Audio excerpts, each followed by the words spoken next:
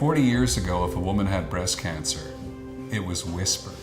It was not even talked about. It was, it was something that was like very much stigmatized.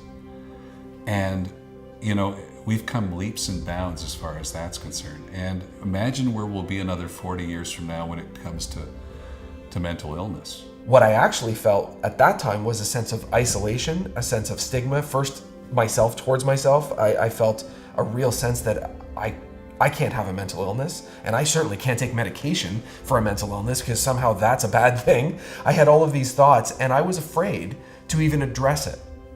And without support, I would have suffered even longer. Working as a volunteer at AMI-Quebec has changed my life and enlightened me incredibly, has educated me and made me more of an advocate for mental illness. That first meeting, I think we were about 30 people. It's hard to believe, but we were like family, really. We had nowhere to go. We were just lucky to have the room. We now have mindfulness meditation classes. We have soul collage, kind of an artistic therapy class we've added as well. We have I think it's the only English language hoarding workshop series in Montreal as well. So plus we have all of our support groups, which are most Monday nights, which are growing more and more popular, and we have a lot of one-time workshops like coping skills, communication skills, resilience, things like that. If AMI didn't exist, or if I hadn't found out about AMI, the struggle my wife and I would have been much more difficult.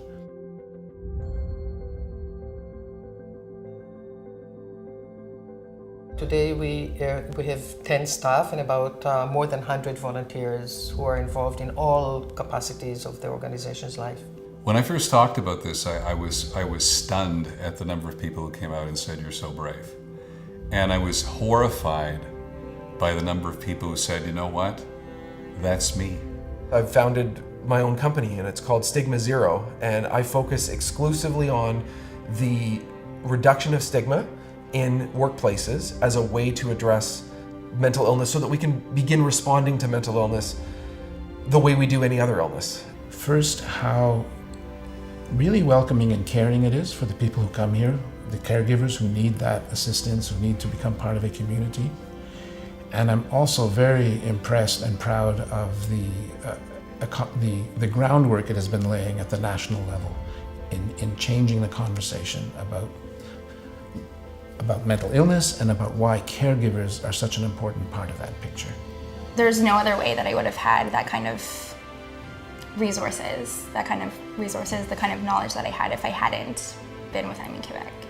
There's a world of things that we can partake of what AMI has to offer, and I think that's important, is to know that you're not alone. Of what AMI-Quebec has become, how it's grown, how we have several groups in Montreal. I can't believe I look around here, I look at the office. It's only 40 years, and yet they've done wonders. I can't believe there are 10 people working in the office.